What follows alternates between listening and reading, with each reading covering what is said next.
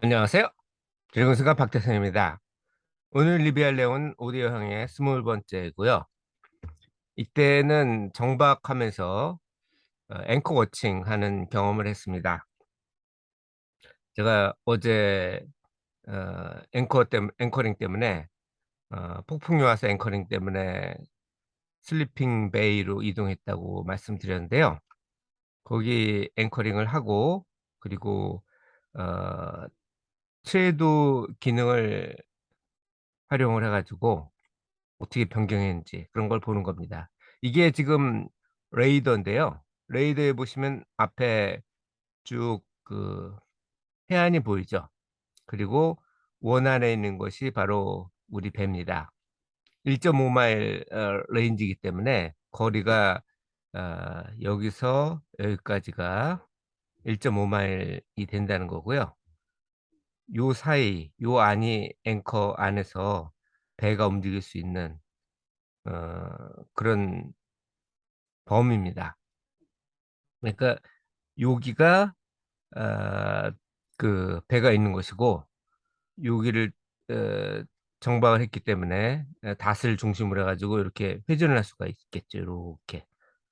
그래서 일단 앵커링을 하고 워치키핑을 하고 제가 12 시간마다 근무 교대를 하니까 상대 이 트레일 기능을 통해서 어느 정도 이게 변경했는지 이걸 30 분마다도 볼 수 있고 그리고 12 시간 전에 이 헤딩이 지금 어 125 도였는데 12 시간 후에는 165 도로 이렇게 어 조류에 따라서 배가 이렇게 움직일 수가 있겠죠. 그리고 진북하고 자북도 체크를 할 수가 있는데 진북하고 자북은 차이가 있죠. 지역별로 차이가 있고 또 시간별로도 차이가 있어요. 그래서 매년 0.02 정도 물론 뭐 위치에 따라 좀 달라요. 많이 바뀐 데도 있고 적게 바뀐 데도 있는데 여기는 그 정도가 바뀌고요.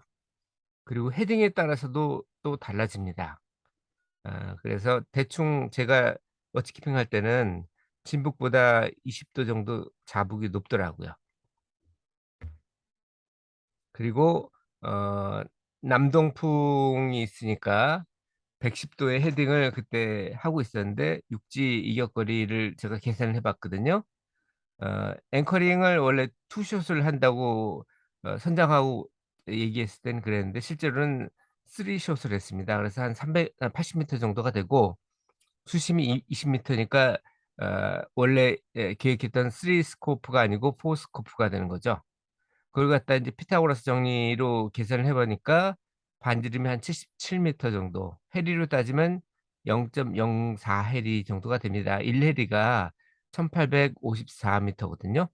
그걸로 계산해 보면 뭐 충분히 충분한 거리라고 볼 수 있겠죠. 그리고 이틀을 여기서 지내고 밀위키로 출항을 합니다.